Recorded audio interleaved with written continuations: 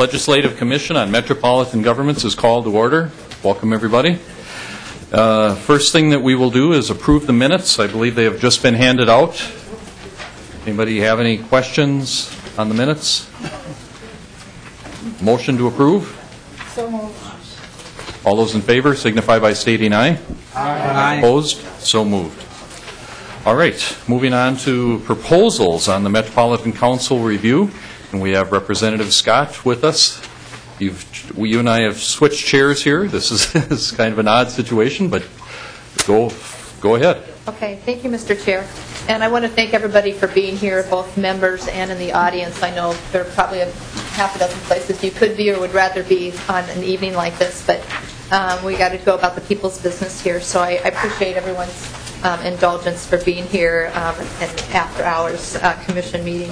And I also wanted to thank all the members and participants, staff in particular, both partisan and nonpartisan staff, and all their help throughout the 4 meetings that we've held up till now, and the bill drafting and the working with us for the recommendations. So I really appreciate everyone's hard work on this.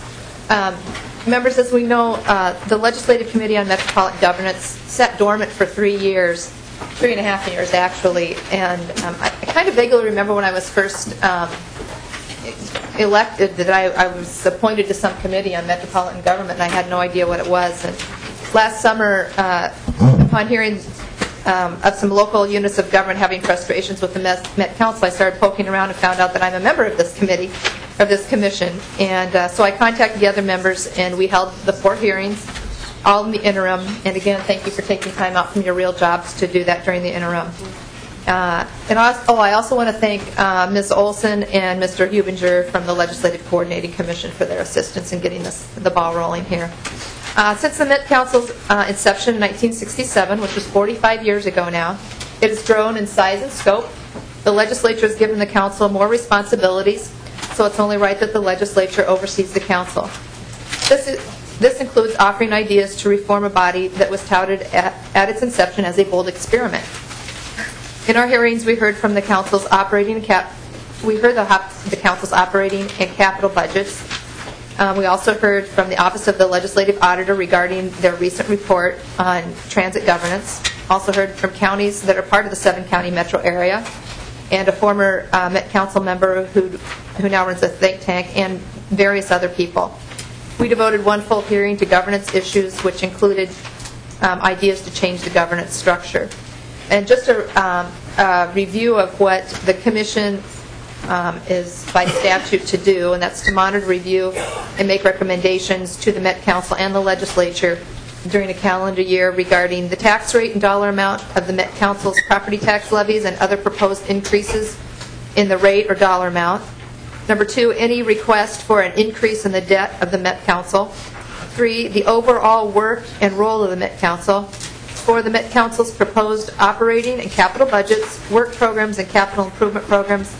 And finally, the Met Council's implementation of the operating and capital budgets, work program, and capital improvement programs. What I'd like to do this evening, folks, is give a brief overview. We're going to go over the recommendations first. Then we're going to go through the bill itself, and I'll have each member in fact, you can just sit. I was going to have you come to the chair. If you want to do that, you can. Otherwise, you can speak to your section of the bill from your chair there at the table. And so we just go through the bill like that. And so with that, let's take out the sheet that reads at the top, regional governments framework. Should have something to that effect. Does everybody have something to that effect? Okay. Oh, thank you. That's much different than mine.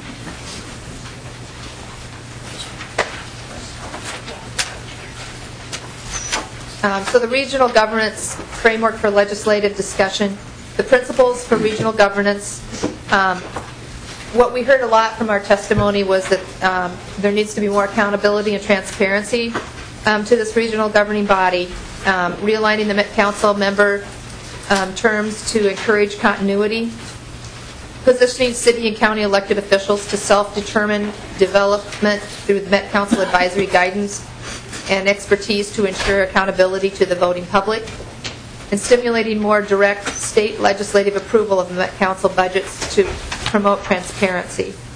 The 4 key reforms for accountable and transparent regional governance that are addressed in the upcoming bill: reorganize the Met Council so that the majority of members are elected officials in combination with gubernatorial appointees with staggered terms. Allow local governments the ability to accept or reject Met Council plans by positioning city and county elected officials to self-determine development through Met Council advisory, guidance, and expertise to ensure tax levy authority resides with elected officials, and make livable communities criteria and guidelines advisory. Position the legislature for direct involvement in budget approval, in the budget approval process. And then 4, strengthen regional transportation governance. Transfer the Metropolitan Transit governance power and operations to the Regional Transportation Governance Board, represented by elected officials, which Representative Beard will be covering this evening. Open options over a 2-year time frame for replacement service suburban transit providers. Require proportional distribution of Met Council transit reductions. Authorize local approval of light rail transit facilities and establish transition criteria for long-term funding of reorganized transit options. So, members, what I'd like to do is, again, we went through the recommendations. I want to hear the sections of the bill, then we'll come back and vote on these on this slate of recommendations to send on to both the Met Council and to the legislature. So with that, I believe the first portion, the legislative oversight and approval of the Met Council budget, this addresses the need for accountability. Since there are no elected officials on the Met Council, the legislature will be responsible for the oversight and approval of the Council's budget. And Senator Cruz, I believe, has that section of the bill. Senator Cruz. Thank you, Mr. Chairman. Thank you, Representative Scott. That is correct. I am going to be working a little bit more current of amendment, so bear with me on this. I'll just briefly go through. Essentially, what this legislation starts off by doing is requiring that the Commission actually meets once a year to approve the budget, and those recommendations will be the same as what the purpose of the Commission was in the first place. And you see that defined in Section 3.8841, Subdivision 8 under there. We just modify that those have to be done by February 15th of each year. So Senator Cruz, we're working from this document, from the large document that we each have in our packet, and could you reference a page and section item number for the audience? Sure, Mr. Chairman, that's actually going to be on the very first page. First page. All right.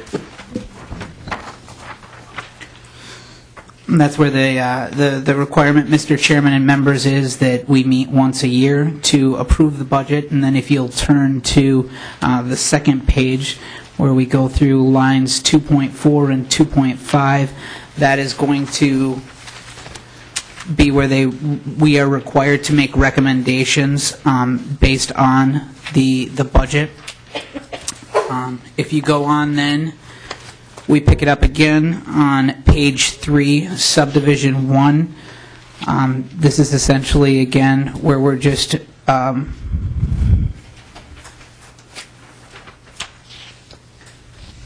having oversight over the budget. We had to do some alignment here because of the variance in the fiscal years for the Met Council now compared to what it would have to be to have legislative oversight. And we've also had to make some adaptions later on in the legislation that you will see helps line up with the truth in taxation pieces. But essentially what this all would do is put the oversight of the budget in the hands of the legislature.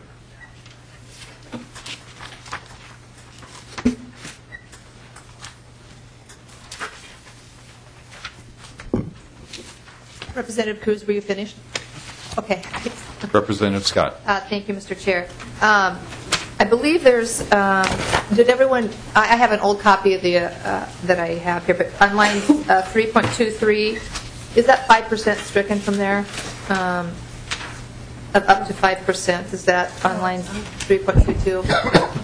I think House House Research has the answer. Ms. Maybe I don't Dyson. have the right copy. Mr. Chair and members of the Commission, the Senator has an amendment, and there are actually two different forms of the amendment, but the short amendment, DD-A09, includes the provision to strike that 5% language that accidentally got left in the draft that you have in front of you, and makes some but not all of the conforming changes that the Senator had been looking for. So we have the amendment for a couple of other date changes that he was looking for. Mr. Chairman, Senator Cruz. at this point, would it be appropriate to move that amendment then? It would not. We're going to do that. Okay. Well, my understanding is that we are not voting on this actual document in this commission, so this is advisory, this piece of the conversation. So for the committee members, we're aware of this amendment, that this would be proposed in committee, but it is not something that we will be voting on in this commission. Understood? Okay. Representative Scott. Thank you, Mr. Chair. And I don't know if I said this at the outset or not. This bill, this draft is a framework for us to work from. We know that there are some things that are going to need to be worked through on this. We know it's parts of it are ready to move. Some of other parts are not quite ready for prime time yet. But we wanted to have a framework to get it out there for the public and for the members and so forth to see. The next section of this bill regards staggered terms, and that was a recommendation from the Office of the Legislative Auditor and is supported by the cities and the counties. Staggered terms would allow for more continuity to the council, both in terms of the work being done and the working knowledge of the members. This gets at the issue as well of the Met Council being staff-driven. When the members have a running knowledge of the work involved, they are less reliant upon the staff. And that section, I believe, folks, is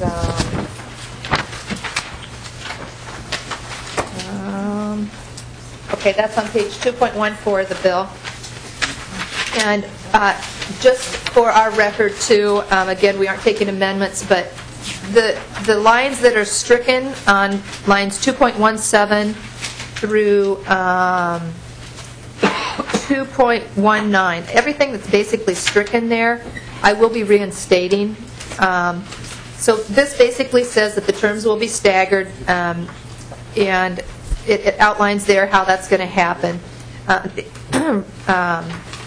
Members representing even numbered districts for terms ending the first Monday in January of the year, ending in the numeral 7. Members representing odd-numbered districts for terms ending in the first Monday of January and the numeral ending in 5. Thereafter, the term of each member is 4 years, with terms extending the first Monday in January. So that is the staggered terms piece of the bill. Next, I believe Senator Chamberlain has this section on the Met Council Development Guide. All right, Senator Chamberlain. Thank you, Mr. Chair.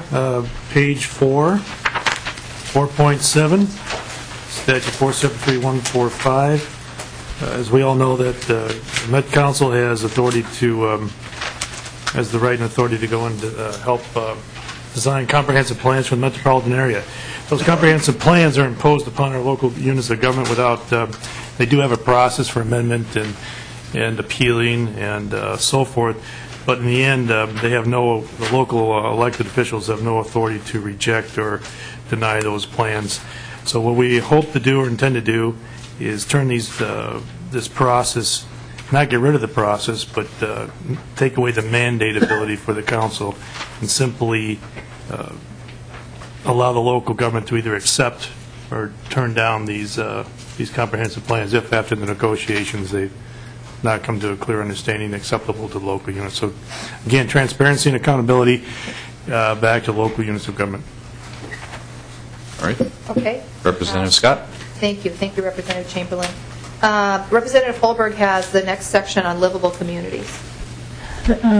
Thank you, Mr. Chair and Madam Chair, I guess. The livable communities section of the bill builds in more flexibility to the program as far as criteria, takes the must and turns them into mays, that they don't have to spend all the money. We, of course, recently heard of all the extra money that had not been distributed over the years in excess of, I believe it was 30, I can't remember if it was 30 or 37 million, but a lot of money that the projects just never came to fruition. So this would allow the council to be more picky, if you will, and make sure that things were ready to go and had the matching grants, et cetera, and allow flexibility with communities on whether or not they wanted to participate in the program in the first place. Thank you, Mary Lynn. Thank you, Ms. Representative Holberg. Sorry about that. The next section of the bill has to do with, it was brought to me by Anoka County. As we know, there were some reductions in Met Transit, in the Met Transit budget last year in the final budget deal. And what this does is just says that any reductions that the Met Council gets in their transit budget has to be evenly, it has to be appropriated proportionally to those counties and entities that receive Met Transit funds. Each recipient's share of the reduction must be in proportion to the recipient's share of the total Metropolitan Transit services and assistance to local units of government immediately before the reduction. So that is the section, it's on 8.26 through 8.32. And then we're back to Senator Chamberlain on some light rail transit facility question. Senator Chamberlain. Thank you. Thank you, Mr. Chair and Madam Chair. Again, this goes back to accountability and transparency. It does not take away the Metropolitan's planning, Metropolitan Council's planning ability and implementation ability for these light rail projects, but it does bring some accountability back to the local units of government. Again, as with comprehensive plans, the local units of government have no authority to deny these plans. They can go through a process and amend and change things and make suggestions, but in the end, if they don't want the train coming through their neighborhood, they have no ability to stop that. So all this does is give the local elected official the power to approve or disapprove those plans, make it binding. Thank you. Representative Scott. Thank you, Mr. Chair. And Representative Scalzi has the next section on opening up the opt-out time. Representative Scalzi. Yes, and I have a couple of handouts if there's, I don't have a page. The opt-outs were formed in 1981. Representative Scalzi, if you'd bring your microphone down. Thank you. Thank you, Mr. Chair. The opt-outs were created in 1981 by the legislature, and they were created specifically for communities who had not had appropriate transit serving their communities. The eligibility was only limited to those within the Metropolitan Transit Taxing District. I'm passing out a map of those and also a copy of the particular subsidy per rider. And also there was another eligibility requirement. One was that they weren't served by the council bus service adequately and has fewer than 4 scheduled runs. So that was created in 1981. And I think at the time it was a good thing because there were some parts of the metro area who were not receiving adequate bus service, and they felt that they could do a better job on their own with their local communities. The problem was that in 1987, there was legislation to prohibit any additional communities from having this type of local service. The one unique part of this with the opt-outs is that there's 12 communities serviced by 6 providers, and they're mostly governed by local elected officials, which brings it right down to the local governments. They have the opportunity to negotiate with Metro Transit and contract for the type of service and the type of coach that they would like to have in their particular area. For instance, they get a chance to negotiate special upholstery, special logos, special signs on the sides of the buses, as we've read in recently. So I think that what's providing the impetus for this legislation is that there's a number of communities who maybe would like to do this, but by legislation are not able to do this. So there's some communities that have it, some communities that don't, and I think it creates an unfair situation, whereas we are all paying for this service, we are all subsidizing some of these services, and I just believe that everyone should have a fair chance at what they're being taxed for. There was also a bill by Representative Biskins to just do it for 2 years. My bill would just leave it open so that anyone could do it in the metro area. We can certainly discuss that. I just think there should be opportunity for anyone whose residents are currently paying the taxes for this and subsidizing other areas of the community to be able to do it in their own communities, if their local communities so chose. All right. Thank you. Representative? Thank you, Mr. Chair. Thank you, Representative Scalzi. The last portion is Representative Mike Beard has a transformational piece on transit, moving transit, and establishing a new transit governance board. So I'd like to ask him to come to the table. Chairman Beard, welcome.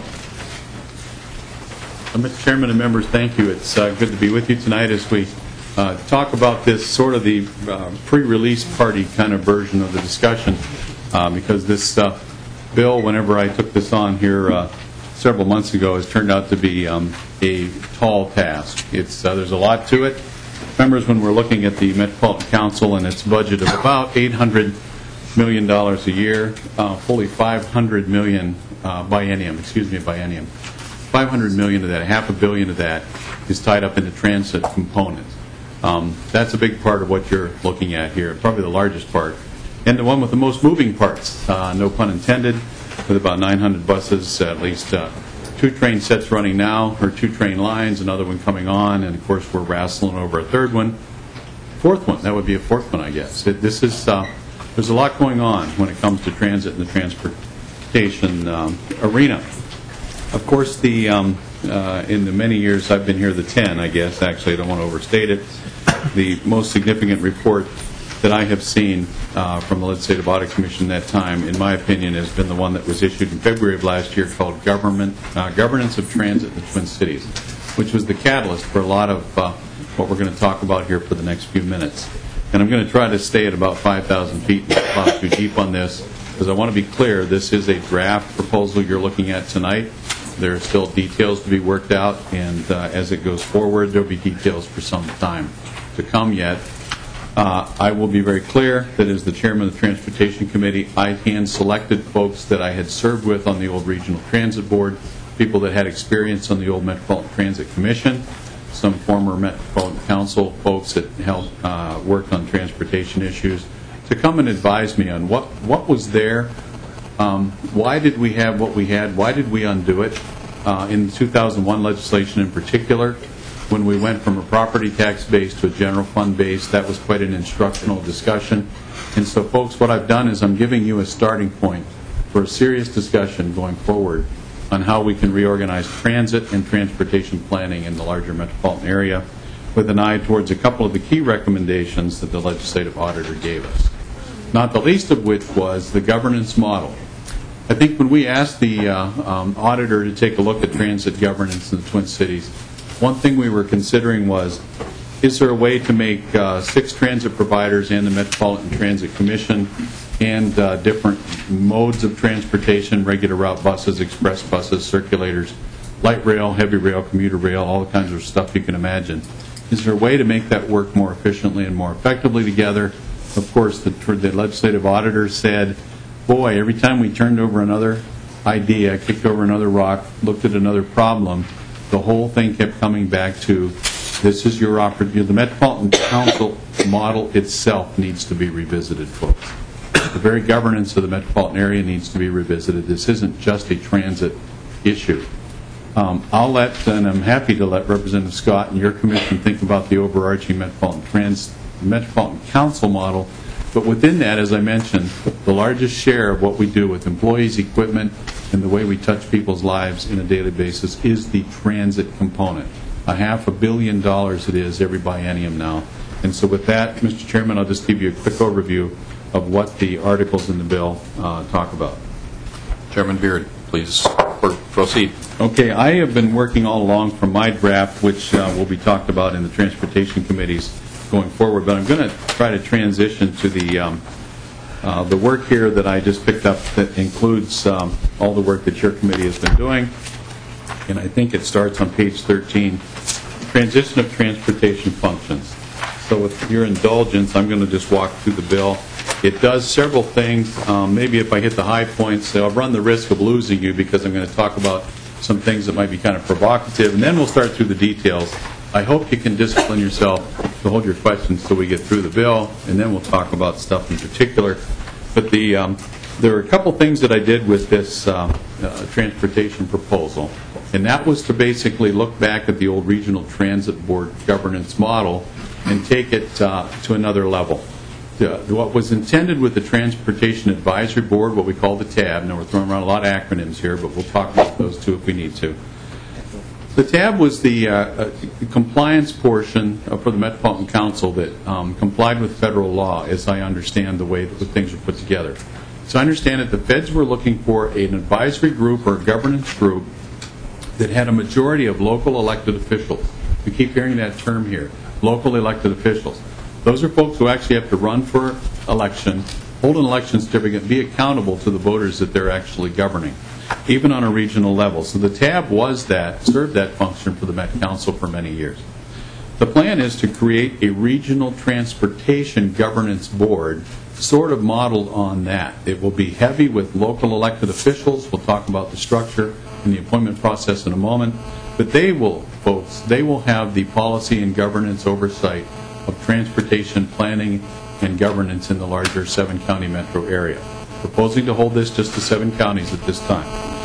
They're also going to need a funding source to make that work, so one of the things we're going to talk about is undoing the 2001 legislation, extending the transit taxing districts to the limit of the 7-county metropolitan area, and making this board responsible for truth and taxation reports that go with their levying authority to cover the transit operating shortfalls that we currently dip into the general fund for. As I see it going forward, this will be funded from a couple of sources. Obviously, the farebacks recovery will stay with the different operators that we'll talk about in a moment. The MVEST funds that are constitutionally dedicated to transit will be dispensed through this organization. And then the shortfall, instead of coming to the legislature every 2 years and asking us to dip into the general fund, they'll be able to actually make their own budget and levy their own number that they need to make their systems work according to how they need to divide the money out across the 7-county metropolitan area. That's the way we used to do it. I will just make a comment that in the late 90s and the early 2000s, we were running billion-dollar surpluses every couple years. It seemed that taking this off the transit taxing district, off the property tax, and putting it in the general fund was going to be a fine idea because we had surpluses in the general fund as far as we could see. And then, of course, we came around to the election of 2002 when I came in with many of you I'm looking at here, and we're looking at a $4.2 billion deficit. And how has that worked out for us ever since, Mr. Chairman and members? We've been fighting deficits and budget constraints ever since. Rather than put transit through that, the proposal is to create a board of local elected officials who will be responsible for taxing and providing the service that we think the citizens say they need. With that, let's go to Article 2 on page 13. The first several pages here are assuming that we would pass this bill and move it over. And I'm going to ask Mr. Burris if he needs to jump in at any time to give me the look, and I'll ask him for clarification. But the first article you see here on pages 13, 14, and 15 deal with the legalese of transfer of authority and power and how that would work. Probably on Article 3 on page 16 starts with the actual governance, the definition of terms that will be important going forward. And then at the bottom of page 16 and on to page 17 is the board itself. Members, this is probably the first stop we'll make and to talk about what I'm proposing and what I think we should vet going forward. That the board is going to be kind of split into two sources of members. One is each of the 7 counties gets to appoint 2 members. They get to self-select those 2 members to serve on this governance board. That would give us 14 members selected from the counties themselves. Each of them would have 1 vote. From the Metropolitan Council districts, because the bill anticipates that there still will be some sort of a metropolitan planning organization going forward, and it presumes that there will be some sort of apportionment of the population across 16 members, or 16 districts, much as we have now. We propose that the governor would appoint 1 elected official, city, township person, city or township, from each one of those districts to be the other 16 members on the board. And number 3, there's research continuing as we speak on line 17.10. I know that the feds require to be a metropolitan planning organization that qualifies to be the conduit for federal funds. There are certain requirements there. We have to have some other citizens appointed to that board as well. The chair will be selected from the membership of the board.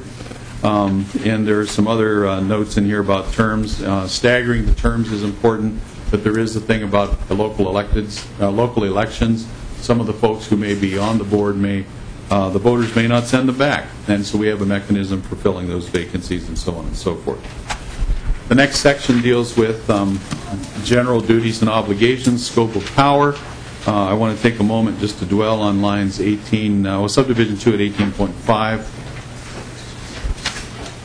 This board will be the entity with primary responsibility for medium and long-range transportation planning in coordination with the Metropolitan Airport Commission and the Commissioner of Transportation, mostly through the MnDOT Metro District. They'll develop the region-wide transportation policies and procedures, allocate funds to transit providers, program for capital transit needs, much like the Met Council does now. Those are to be paid for also with the Transit Taxing District.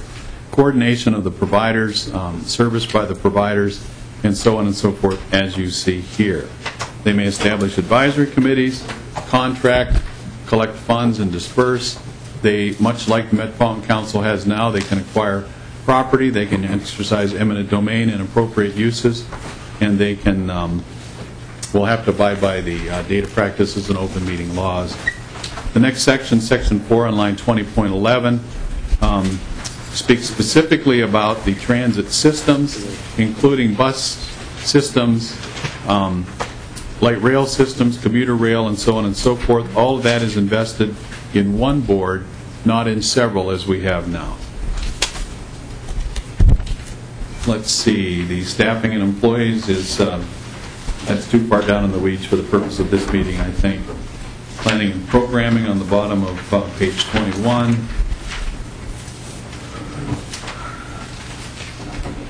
So I'm working from a brand new copy here. It doesn't have all my notes on it, Mr. Chairman. Article 4 is the taxing authority. That's probably going to be important to talk to, or the next step we should take. It is very important to talk about. And this describes how we used to do the truth in taxation and spread the taxing authority on some sort of a prorated basis across the 7-county metro area. As I recall, Mr. Burris, we left it to the board to develop a policy and guidebook on how the funds would be levied and allocated and spread across the metro area, because just as we assert that one size does not fit all when it comes to transportation or transit planning and delivering of services, so the tax load will not be consistent across the metropolitan area as well. And the board will have the mechanism for figuring out how to apportion the costs, expenses, and levy the taxes across the metropolitan area. Am I staying pretty much on track? Again, no pun intended, Mr. Burris. Mr. Burris. Mr. Chair, Representative here. Yes, right now there are some placeholder provisions on how the funds would be allocated from the property tax levy, and that could either be left entirely to the board in future drafting versions, or there could be some additional provisions that could be added in on setting parameters around that. Thank you, Mr. Chairman and Mr. Burris.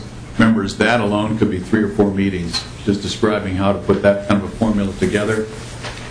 But I do know that other people of goodwill and great intelligence have already put something like this together in the past, and indeed have done so most recently with the current CTIP board and how they've made that work. And so I'm sure that that will happen here as well. Let's see, Section 3 on page 26 is again some placeholder language, but assuming that the much like we did at the RTB, when the transit providers bring their budgets and make their case, there will be room for discussion and allocation of resources to make their plans work as best they can. Article 5 on the bottom of page 28. Let's take a stop there for just a moment. The Metropolitan Transit Commission used to be constituted, and they ran the largest portion of the service. The bill proposes that they would continue to be responsible for the light rail and the commuter rail line that have been constructed or being constructed already, and the regular route service in the districts that they cover. Recognizing that that kind of service is quite a bit different from what the 6 opt-out providers provide at the moment, it's just proposed that those cities and those counties involved in that have a board makeup here. And let me just see if we got the latest. We have a 5-member board. Members, this may need to be tweaked a bit, because I think it's going to be more important that there be some sort of apportionment measure applied to the makeup of this board. And then, of course, their duties and powers are described. When this transfer takes place, should this bill become law, like I said, there's over 900 buses. I don't know how many train sets on 3 different train lines, and several thousand employees that are going to be transferred to this organization. This is a big deal. The sales tax in Article 6, this gets into the authorizing legislation for the 0.25% sales tax, and describes the new CTIB, which we've renamed the Committee on Transportation and Investment Budgeting. They will be responsible for dealing with mostly fixed guideway transit. However, we did not limit it to that. We specifically spelled out that they can help with subsidizing operations of any and all kinds of transit and transportation. If there comes a time when they need to build a bridge or expand a highway or an intersection to make transit and transportation work, they can use that 0.25% for that. That's the proposal in this bill. This is an advisory committee, a subset of the Regional Transportation Governance Board. The Regional Transportation Governance Board will have yes or no authority over their budget. They will not be able to amend or alter their budget. It will be much like we have now with the TAB and the Metropolitan Council and the relationship they have, where there's veto or approval only. That board will elect from its membership, which is only the counties that have opted to join the CTIB. And much like it is now, it will continue to operate. It will just do it as a subset of the new Regional Transportation Governance Board. Other counties can opt in or out in the future according to the standards that have already been set. There's not much change there. And their ability to levy, collect taxes, bond, and so on and so forth is important to note that that continues. At some point in here, and I may have skipped over it in my presentation, oh, here we're coming up to it on page 40. One of the things the legislative auditor pointed out is we have 6 regional railroad authorities, all with taxing and bonding authority in the metropolitan area now. Those were put into play particularly because after the Staggers Rail Act of 1978, railroads began shedding surplus lines and abandoning railway right-of-way all across the area. It seemed important, and I tend to agree, that protecting those rights-of-way that had already been assembled over the last century and a half was probably a pretty prudent thing to do. But I think they've run their course. I doubt that there will be any more major corridors abandoned by any of the railroads in the metropolitan area for some time to come. So it's probably time to take those 6 regional rail authorities and roll their authority into the Regional Transportation Governance Board. Many of those counties and regional rail authorities already have obligations that they've already borrowed or bonded for.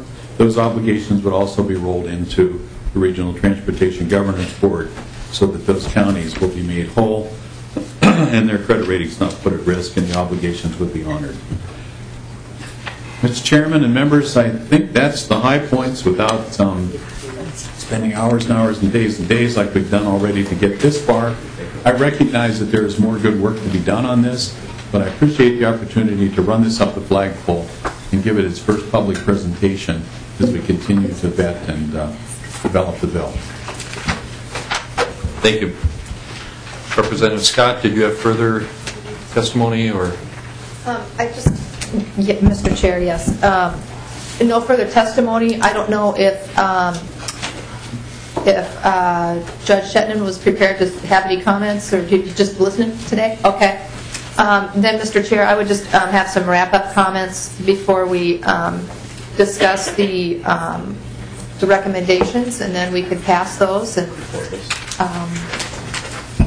Representative Scott, if we could open it up for member questions prior to those statements. Members, do we have any questions? A lot in front of us.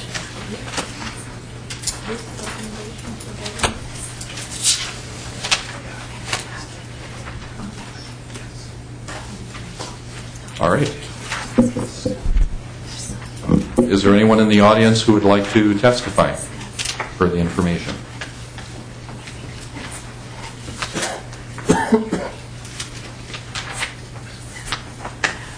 All right.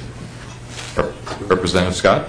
Yeah, I know Representative Beard, Chair Beard just leaned over to me and said, you know, we're giving them an awful lot to think about, and that's true. There's an awful lot to bite off in this bill. And so if I might, Mr. Chair, I would just run over a summary, and then we can hopefully discuss these recommendations and get them passed on to the Met Council and to the legislature. Just a few comments that I had made. I just want to summarize a little bit about what we heard in the 4 hearings that we had. Some common themes did emerge. We heard in many testimonies that the Met Council lacks, again, accountability and transparency, that it has a lack of process and structure. It rushes things through without comment from the local cities and counties or the public. In one testimony, it was recounted that the Met Council asked a county to develop and adopt a plan they had not even seen. In another instance that occurred within Anoka County, a major highway, Highway 10, a council staff person wrote a letter to Anoka County informing them that Highway 10 had been taken off the TPP for years, and it had been on the TPP for a number of years. No meetings were ever called to discuss this matter. Again, no process, just a staff person making a major decision. We heard that the Met Council is a staff-run organization and that it has run roughshod over or gone around the tab. And I did go back and listen to tapes from our committee hearings. That's where I'm getting these comments. We also heard that because there have been 8 citizen appointees to the tab, which is a violation of the prospectus, and that may not comply with federal law, that the federal funding dollars could be jeopardized. We heard that the operations and the planning functions of the transit area should be separated because there was a conflict of interest with the Met Council having its own Met Transit kind of being the parent of that, and then the opt-outs were kind of the ugly stepchild in many cases. We heard that the council tends to change the rules midstream and that it does this and does not take into account all regional concerns. Also heard that the Met Council should not be responsible for, well, I already talked about planning and operations.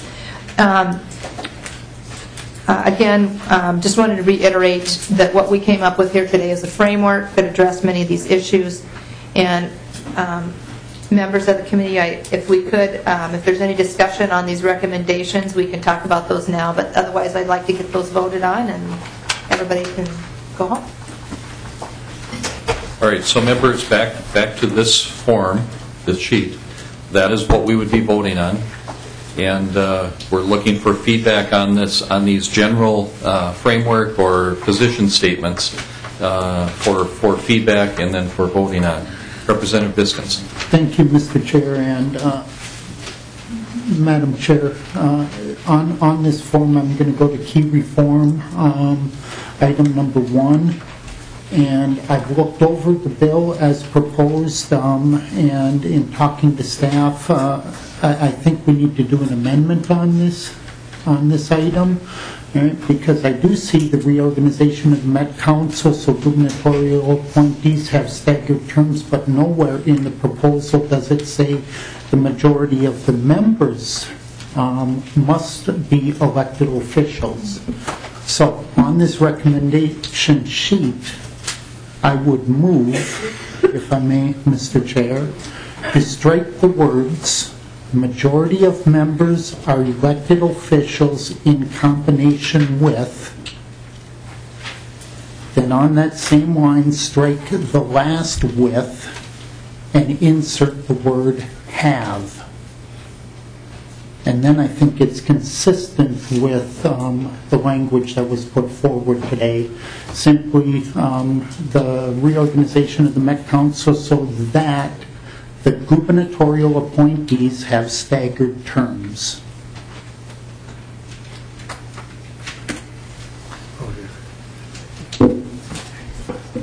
Representative Scott? Yes, I read that for the first time when I sat down here today, too, and I think what we did is Representative Beard's bill addresses part of the issue of having elected officials oversee what goes on, but doesn't address the direct membership of the Met Council. So, yeah, I would say that's a good amendment. I would be friendly to that. Very good. Representative Biskins. And thank you, Mr. Chair and Madam Chair. That is directly, and I just wanted to make sure we didn't leave off the proposal of Representative Beard, so I did note that on recommendation 4, Part A, is Representative Beard's recommendation that the TAB board is represented by elected officials. So that is still there as part of the committee recommendation. Right.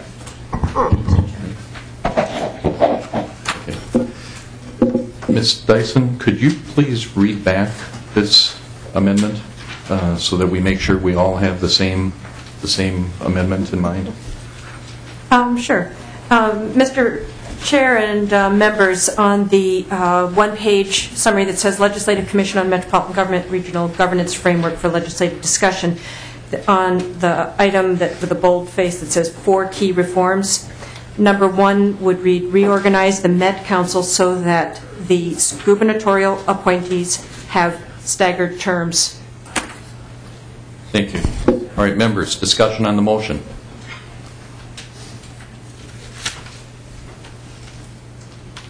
All right, all those in favor signify by saying aye. Aye. Aye. Opposed? So moved. Further discussion. Representative Peterson. Well, thank you, Mr. Chair, but, you know, this is overwhelming. We didn't see this till we came in tonight, and we're really creating some different entities here, and I haven't had time to compare this even with the legislative auditor's report to see how it differs or how it varies, and I'm trying to wrap my mind around the new role of a Met Council versus the transit authority here. You know, I'm not ready to vote on this tonight, quite frankly. I haven't had time to study it, haven't had time to think about it. And there are some things I think right at this point would probably have some disagreement with. I was one of those folks years ago who visited, I don't know how, each year with the Chamber of Commerce, various cities to study their regional Metropolitan Councils or something similar to our Met Council, to those regional entities that were obviously in working in Seattle and Boston and Dallas and all those places, and they all varied, but I didn't see any. Maybe I was wrong, and they may have changed by now too, but I didn't see them separating. This seems to kind of dismantle the Met Council as I see it, and I have some concerns about that, and it may be good, but I haven't had time to study it, and so I'm not ready to vote on anything tonight, so I would have to vote no or pass, one of the two, on this. All right. Representative Peterson, I believe those were called inter-city leadership visits. Is that what they were? Yes, But and I did you believe go I had to? attended a couple of those Did you? also. I don't know that we were on the same ones, but yes. Well, Colorado and Boston and Texas and Yes. Seattle. And, Very interesting meetings. very interesting, all of them. Yes. And I kind of, and I'm sure they have changed somewhat now too, because everything evolves, and certainly our Met Council has recommendations for evolution too. But then this may or may not be the way, and I'm not on transportation committee, so that makes a kind of a double whammy here in terms of understanding the separation here of the transit. Yes. Representative Scott. Thank you, Mr. Chair, and Representative Peterson. I just want to make one real important clarification. These are recommendations only. We are a commission, not a full committee, so we're not passing this bill out. All we're doing is saying these are the recommendations from the committee. These will be sent to the Met Council, and these will be sent to the legislature. And what they do with them, I guess, is largely up to them. But the purview of this commission is just to give recommendations. So this is what these are. Like I said, you're not voting to pass any bills or put anything permanently into statute. That's what these are to do. And Mr. Chair, I met Representative Mr. Peterson. Chair and the Representative Scott. I know that they're only recommendations, but they're pretty strong recommendations. And when they go to the legislature, I think they have some impact. And again, even with recommendations, some of these I really have difficulty with at this time. And I would have liked to have had more discussion even within the group. And I realized that I had some conflicts at the last meeting. Maybe it was all discussed. I don't think so. I think this is all new, but I haven't had the opportunity to have a full discussion on this. All right. Senator Cruz. No further. Representative Peterson, I would go back to the bill in front of us, which is the framework, the existing framework that we have. And on page 2, line 2.3, the Commission must monitor, review, and make recommendations to the Met Council and to the legislature. And there's new wording following that. But this is not only in our purview, but our responsibility to make comment. And we have had a number of hearings, I believe 4 hearings. We've taken testimony, hours of testimony from the Met Council, from the suburban opt-outs, from many, many different groups. And today what we're looking at is some guidelines, a framework of discussion. And these recommendations will go to the committees that are appropriate in the House and in the Senate. There will be full discussion at those committees. There will be a full chance for further review and discussion and opportunities for public input at those meetings. So I believe what we're saying is that this is our responsibility to come forward with a document, a position statement, a review and recommendation, and that is what this document is that's in front of us. Representative Leidiger. Thank you, Mr. Chair. I just wanted to go back to the auditor's report. If I'm not mistaken, that came out February of last year. Has there been an update to that? Because a lot of what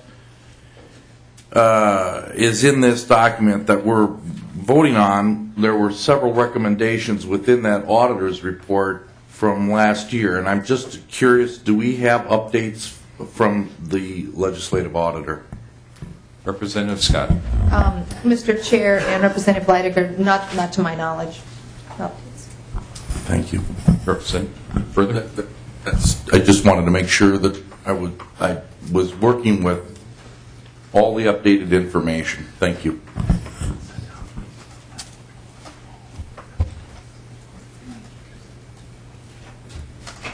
Any other discussion?